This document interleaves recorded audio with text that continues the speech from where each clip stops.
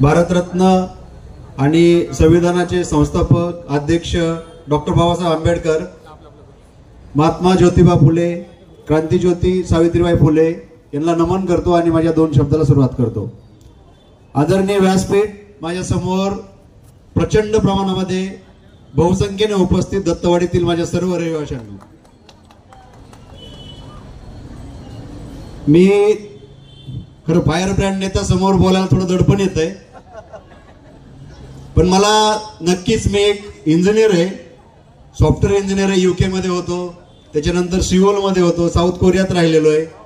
या देशाची परिस्थिती 10 वर्षानंतर जी बदलली आहे, जी आमच्या समोर दिसतीये, एक सुशिक्षित तरुण या परिस्थितीकडे कसा बघतो याच्यावर नक्कीच एक माझं मत प्रदर्शन करेल आणि सांगता करेल माझ्या भाषेला. सुरुवात कशी झाली या देशाला बिघडवण्याची, देशाला उद्ध्वस्त करण्याची, ही तुमच्या समोर मी माहिती देतो. 2014 ची सुरुवात होती. प्रचंड मोठ्या प्रमाणामध्ये या देशामध्ये खोटं नाटक पसरवलं गेलं. पहिलं खोटं काय होतं? गुजरात मॉडेल. किती जणांना विश्वास आहे गुजरात मॉडेल खरंच घडलेलं या देशामध्ये? एकालाही जात नाही. आपल्याकडं राज ठाकरे साहेब तिथे जाऊन आले होते, ते म्हणले गुजरात मॉडेल सारखं डेव्हलप मॉडेल कुठं बघितलेलं नाही मी, असं त्यांनी केलं. नंतर त्यांनीच विरोध केला आणि आता परत त्यांच्याजवळ जाऊन बसलेले. पहिली चूक, गुजरात मॉडेल बिलकुल फेल मॉडेल आहे. महाराष्ट्राच्या कितीतरी पटीनं महाराष्ट्राच्या मागं आजही गुजरात आहे. त्याच्यानंतर 100 स्मार्ट सिटी करून इंडिया, त्यांनी डिजिटल इंडिया आणलं. त्याच्यानंतर अशा कितीतरी योजना आणल्या. त्यांनी पहिल्यांदा काँग्रेसवर आघात काय केला तर डॉलरची किंमत खूप वाढली. त्यावेळेस 60-65 डॉलरची, 1 रुपया म्हणजे $1 असेल तर 60-65 रुपये किंमत होती. आज कितीतरी मोठ्या प्रमाणामध्ये वाढले. असे खोटे नाटे, अवाढव्य, धांदान खोटं बोलून सत्तेमध्ये आलेले नरेंद्र मोदी यांनी देशाची इतक्या मोठ्या प्रमाणात वाट लावलेली. तुम्हाला सांगतो, आज माझ्यासारखा युवक असं बघतोय की या देशामध्ये जवळपास 83% युवकाकडे रोजगार नाहीये. मोठ्या प्रमाणामध्ये मी तर युवकांना बघतो की रोजगाराची वाट लागली. इंटरनेटच्या माध्यमातून खोटं नाटक पसरवून, तुम्ही जर ध्रुवराटीचे व्हिडिओ बघत असाल तर इतक्या मोठ्या प्रमाणामध्ये कोणत्याही देशामध्ये खोटं नाटक पसरवलं जात नाही जितकं देशामध्ये पसरवलं जातं. हे तुमच्या सर्वांच्या समोर आहे. GST ज्याच्यावर शिव्या दिल्या, जी इतकी चांगली योजना आणली होती आपले मनमोहन सिंग यांनी, त्याच्यावर शिव्या दिल्या नरेंद्र मोदींना. 2012 ते 14 पर्यंतचे भाषण बघा त्यांचे, शिव्या दिल्या आणि त्याच्यानंतर ती GST लागू केली. मनरेगावर शिव्या दिल्या यांनी आणि तीच त्यांना लागू करावी लागली नाही. त्यांनी इतर कोणत्या योजना आणल्याच नाहीत, फक्त आहे या योजनाला वेगळी वेगळी नावं दिली आणि आपल्याला भ्रमित करण्याचं काम केलेलं आहे. मला देश पातळीवर बोलण्यासारखं खूप गोष्टी आहेत, पण आपण जरा थोडं पुणे शहरामध्ये येऊत, किंवा प्रामुख्यानं महिला इथं उपस्थित आहेत, ज्या या देशामध्ये 10 वर्षामध्ये भारतीय जनता पार्टीनं आज एक नवीन ट्रेंड चालू केलेला आहे. ट्रेंडचं नाव काय आहे? मोदीचा परिवार. मोदीचा परिवार कसा आहे?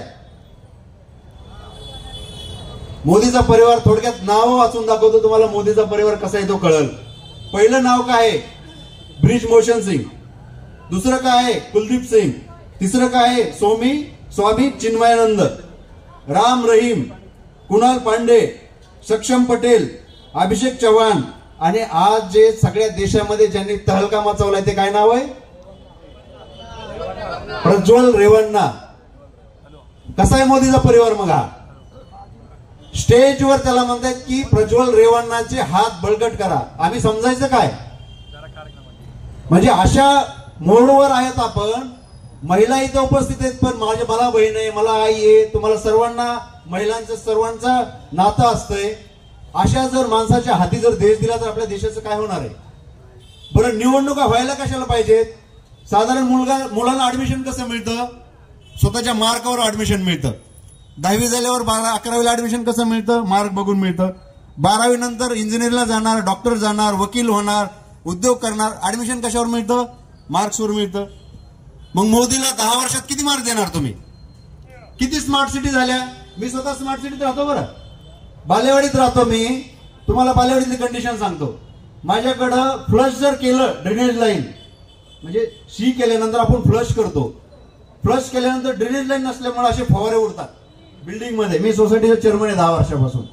बालेवाडीमध्ये मी कोट्यवधी रुपयाचं बक्षीस ठेवतो. बालेवाडीमध्ये 100 मीटरचा असा रस्ता नाही, जिथे ड्रेनेज लाईन आहे, वॉटर लाईन आहे, स्ट्रीट लाईट आहे, स्ट्रॉंग वॉटर लाईन आहे, रस्ता आहे आणि फुटपाथ आहे. 100 मीटरचा रस्ता नाहीये. 100 मीटरचा रस्ता नसणाऱ्या इतक्या याच्यामध्ये 200 कोटी फक्त रस्त्यावर खर्च केला आहे. 1000 कोटीचा खर्च केलाय स्मार्ट सिटीमध्ये. 1000 कोटीचा सरळ भ्रष्टाचार आहे.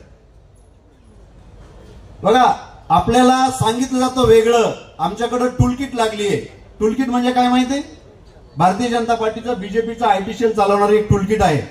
फक्त हिंदू मुस्लिम त्यांना सर्वांना सांगितलंय फक्त ह्याच्यावरच बोलायचं. का बोलायचं? का तर स्मार्ट सिटी करू शकले नाहीत, डिजिटल इंडिया करू शकले नाहीत, रोजगार देऊ शकले नाहीत 2 कोटी. मला असं वाटतंय की आपल्याला पुढच्या पिढीसाठी आम्ही 10 वर्षामध्ये जे काय बघितलंय ते पुढच्या पिढीनं नाही बघितलं पाहिजे. हे आपण सर्वांना प्रण केलं पाहिजे. स्थानिक पातळीवर झालो तर रिव्हर फ्रंट डेव्हलपमेंट नावाचा जो प्रोजेक्ट 5000 कोटीचा आहे, तुमच्या माझ्या काही कामाचा नाहीये प्रोजेक्ट तो. असे अनेक मुद्दे ज्याच्यावर यांनी फक्त भ्रष्टाचार केलेला आहे. आजकाल ट्रेंड काय माहितीये का? सोशल मीडियावर फिरतोय तो. तुम्हाला धंदेकर पाहिजे का दंगेकर पाहिजे? धंदेकर कोण आहे तुम्हाला माहितीये का? मुरलीधर मोहोळ 200 कॉन्ट्रॅक्टरला पोसून आता ते कुठं जातात माहितीये? वेताळ टेकडीवर जाऊन फिरताय. जी वेताळ टेकडी फोडायचा यांनीच गाठ घातला होता. मला असं वाटतं की ज्यांनी वेताळ टेकडी, पर्यावरण, नद्या नासण्याचा, पुणे शहर नासण्याचा प्रयत्न केलेला आहे, यांना आपण सत्तेतून बाहेर ठेवलं पाहिजे. ही आपल्या तुमच्या माझ्यासाठी पुढच्या पिढीसाठीची आपण एक संकल्प करू. मी एक घोषणा देईल, त्याच्या मागे तुम्ही सर्वांनी घोषणा द्यावा असं माझी अपेक्षा आहे. आणि मला असं वाटतंय आम आदमी पार्टीची तुमच्या सर्वांच्या समोर सांगतोय, काहीही अट नाही, काहीही अट नाही, काही तट नाही. सरळ सरळ आम्ही सर्व इंडिया फ्रंटच्या महाराष्ट्रातल्या 48 उमेदवाराच्या मागे एक दिलानं, एक हितानं आम्ही ताकद उभा करत आहोत. आम्हाला एकच बघायचंय, दिल्लीमध्ये केजरीवालांना जेलमध्ये टाकले, मनीष सिसोदियांना जेलमध्ये टाकले, सत्येंद्र जैनला जेलमध्ये टाकले, संजय सिंग आमचे फायर ब्रँड नेते प्रवक्ते यांना 6 महिने जेलमध्ये टाकले. कोर्टानं विचारलं यांच्याकडे पैसे किती सापडले तर 0. पैशाचा ट्रेल किती तोही 0. मग तुम्ही जेलमध्ये का टाकलं? तर एकमेव कारण आहे. तुम्हाला माहिती आहे का? दिल्लीमध्ये 7 हॉस्पिटल बांधले. मंगेशकर हॉस्पिटल, ज्युपिटर हॉस्पिटल, ज्यांनी ओळखतात असे 7 हॉस्पिटल बांधलेत आणि याच्यामध्ये सर्रास सर्वांना मोफत उपचार दिला जातो. ही क्रांती फक्त अरविंद केजरीवालांमुळे देशाला बघायला मिळालेली.